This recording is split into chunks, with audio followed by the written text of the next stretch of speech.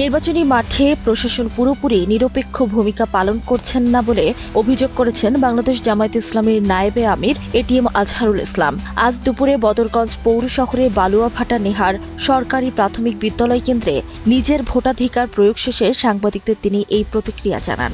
আজহারুল ইসলাম জানান, গতকাল অনেকেই এলাকায় অঘটন ঘটানোর চেষ্টা করেছে এবং তিনি এ বিষয়ে স্থানীয় থানার ভারপ্রাপ্ত কর্মকর্তাকে জানানোর চেষ্টা করেও কোনো সাড়া পাননি। তবে সামগ্রিকভাবে এখন পর্যন্ত পরিবেশ সন্তোষজনক বলে তিনি মনে করছেন, যদিও বিকালের পরিস্থিতি দেখার পর চূড়ান্ত মন্তব্য করা হবে বলে তিনি উল্লেখ করেন। ভোট দিতে এসে কেন্দ্রের ভেতরে ব্যবস্থাপনা নিয়ে অসন্তোষ প্রকাশ করে জামায়াতের এই নেতা জানান, বুথের ভেতরে লাইটের ব্যবস্থা পর্যাপ্ত ছিল না। তিনি অভিযোগ করেন যে অপর্যাপ্ত আলোর কারণে সেল মারতে অসুবিধা হচ্ছে এবং এটি এক ধরনের অনিয়ম।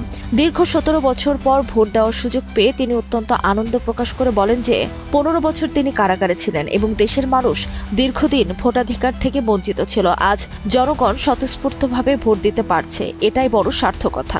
জয়ের ব্যাপারে শতভাগ আশাবাদ ব্যক্ত করে তিনি বলেন যে যদি কোনো অঘটন না ঘটে এবং ভোট গণনা সঠিকভাবে সম্পন্ন হয় তবে তিনি বিপুল ভোটের ব্যবধানে জয়লাভ করবেন ইনশাল্লাহ। রংপুর 2 আসনে 11 দলীয় জোটে সমর্থিত প্রার্থী এটিএম আজহারুল ইসলাম ছাড়াও শক্ত প্রতিদ্বন্দ্বিতায় রয়েছেন জাতীয় পার্টির আনিসুল ইসলাম মণ্ডল এবং বিএনপির মোহাম্মদ আলী সরকার।